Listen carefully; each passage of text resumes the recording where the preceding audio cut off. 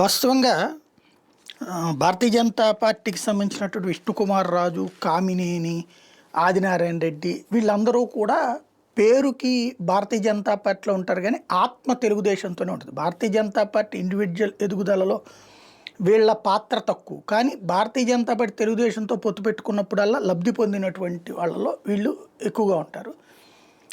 ఓ రకంగా బీజేపీ అలాగని వీళ్ళేం బీజేపీని వదిలేసి వెళ్ళిపోయి తెలుగుదేశంలో చేరే రకాలుగా తెలుసు. డైరెక్ట్గా తెలుగుదేశంలో చేరితే పూర్తి ఇక విధేయత, అపర విధేయత ప్రదర్శించాలి. అదే బీజేపీలో ఉంటూ తెలుగుదేశాన్ని ప్రేమిస్తుంటే కనుక తగినటువంటి గౌరవాలు అవి లభిస్తుంటాయి, మంత్రి పదవులు లేకపోతే చీఫ్ విప్లా ఇట్లాంటిది. అట్లాగా ఉండేటటువంటి వాళ్ళలో ఆయన కూడా ఒకరు, విష్ణుకుమార్ రాజు. అయితే ఆయనకి ఎందుకు ఇప్పుడు అకస్మాత్తుగా అసంతృప్తి రేగుతూ ఉంది? మొన్న మధ్యన ఋషికొండ, తర్వాత ఇప్పుడు భోగాపురం ఎయిర్పోర్ట్ గురించి బాబుగారికి బాగా క్లోజ్గానే ఉంటారు. బాబుగారిని శోభన్ బాబు అని చెప్పి మొట్టమొదట గుర్తించింది ఆయనే.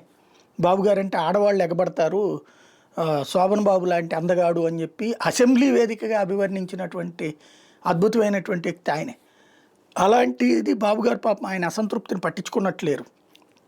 ఏదన్నా ఇష్యూస్ ఉన్నాయేమో ఒకసారి కనుక్కుంటే బెటర్.